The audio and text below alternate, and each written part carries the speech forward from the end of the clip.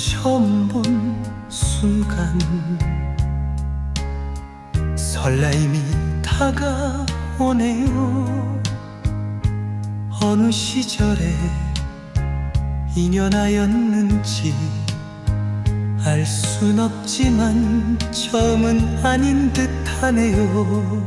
구독, 좋아요 눌러주시면 상생의 기운으로 좋은 운이 열립니다. 풍수에 대한 질문입니다. 제 지인이 시골에 농막을 지었습니다.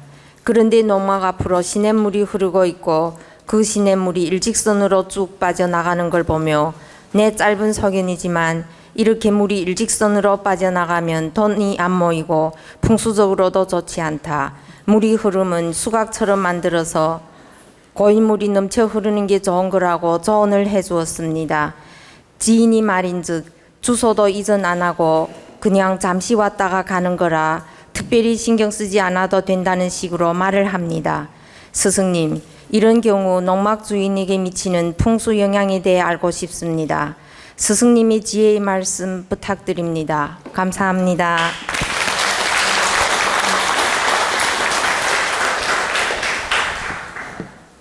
여러분이 늘 거주하는 주택이 있고 세컨하우스가 있고 농막도 있죠. 근데 이제 농막 같은 경우 풍수적으로 그 사람한테 주는 영향은 10에서 30% 작용합니다. 근데 자기가 사는 주택인 경우에는 70% 작용할 수도 있고 100% 작용할 수도 있습니다. 근데 세컨하우스라든가 농막 같은 경우는 일주일에 한 번 또는 한 달에 한두 번 이렇게 사용하는 경우가 있기 때문에 보통 10%에서 30% 풍수 영향을 받습니다. 그러면 10%나 30% 영향을 받는다 하더라도 좋은 게 좋은 거죠. 그래서 농막도 어느 위치에 놓느냐에 따라 기운이 좋을 수 있고 나쁠 수 있습니다. 그래서 풍수에 맞추어서 배산임수가 조건이 이루어지면 배산임수로 맞추어 놓는 게 좋고 또 배산임수가 불가능하면 그래도 그 기맥 보세요. 수맥, 기맥이 있거든. 수맥, 기맥, 살맥 이런 여러 가지가 있어요. 성맥도 있고. 그러니까 이 맥이라는 게 수맥이 있고 기맥이 있고 또 성맥이라는 건 돌이 지나간 걸 성맥이라 그래요. 그래가지고 살기가 지나가는 걸 살맥이라고 하고 그러면 이런 경우가 있기 때문에 설령 배산임수 풍수를 못 맞추더라도 이런 살맥, 수맥, 성맥 이런 건 좀 피해서 놓는 게 좋다는 뜻입니다. 가장 좋은 방법은 기맥에다 잘 놓는 게 좋지요.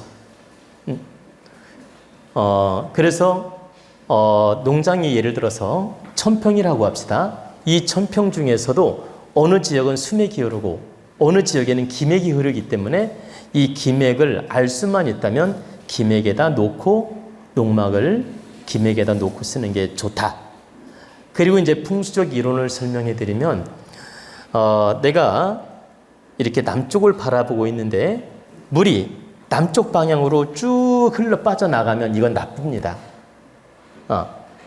어떻게 해야 좋습니까? 내가 남쪽을 바라보고 있으면 동쪽에서 서쪽으로 나를 감고 도는 거예요. 내가 지금 남쪽을 바라보고 있으면 동쪽의 물이 서쪽으로 나를 감고 도는 모습이 좋고 서쪽의 물이 동쪽으로 나를 감고 돌든지. 그러니까 여기 잘 보세요. 이 부채를 보세요. 집이 이 부채 모양으로 남쪽을 바라보고 있어요.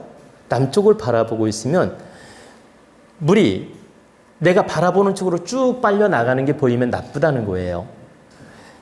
내가 남쪽을 바라보고 있으면 물이 내 앞을 이렇게 감고 도는 식으로 가야 된다.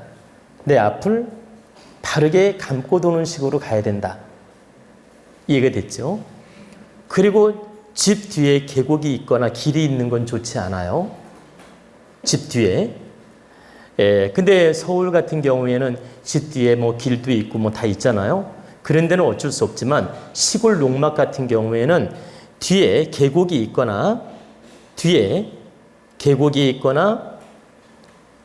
길이 있는 곳이라면 가급적 피해서 이렇게 뒤에 산을 등지고 있는 게 좋다. 그리고 이제 조건이 이렇게 배산임수로 맞춰 놓을 수 있는 조건이 아닐 때는 아까 말한 대로 살맥, 성맥, 수맥 이런 건 좀 피해서 안정된 고대다, 안정된 기맥에다 이렇게 그 컨테이너든 또는 뭐예요? 농막이든 잘 만들어 놓고 쓰는 게 좋다는 뜻입니다. 하룻밤을 자더라도 풍수적으로 좋은 게 좋다. 그러면 바로 세컨하우스라든가 농막인 경우에는 자주 쓰지 않기 때문에 10%에서 30% 영향이 있다고 보면 됩니다. 지금 우리나라 국민 중에서 일부 농막을 쓰는 분도 있고 세컨하우스를 쓰는 분도 있는데 풍수적으로 잘 묻는 경우 굉장히 많습니다. 그래서 전문가를 좀 이렇게 모셔다가 한 번쯤 이렇게 점검을 해서 놓는 것이 도움이 될 수 있습니다. 여러분은 이 농막 다 합쳐봤자 한 1,000만 원 정도 되는데 출장비 들어가면서 그런 자문을 받을 필요가 있냐 이렇게 생각할 수 있는데 출장비 주고라도 자문을 잘 받아서 좋은 위치에 놓으면 10배, 100배 도움이 됩니다. 그래서 임시 농막이라든가 임시 세컨하우스는 굳이 자문을 안 받아도 되지만 제 얘기는 앞으로 장기적인 목적으로 10년, 20년을 쓸 목적으로 장기적 목적으로 농막이라든가 세컨하우스를 지었을 때는 풍수 자문을 받아서 놓는 게 좋다는 뜻입니다. 결과는 많이 차이가 난다.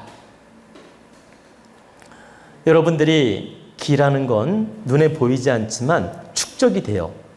그리고 축적이 되어서 그게 보통 3년 정도 지나면 나타납니다. 그러니까 지금 당장은 안 나타나니까 모르는 겁니다. 근데 보통 3년 정도 있으면 그 에너지 질량이 나타나요. 그렇기 때문에 장기 안목으로 농막이든 세컨하우스를 준비했을 때는 자문을 받아서 바르게 위치를 놓으란 뜻입니다.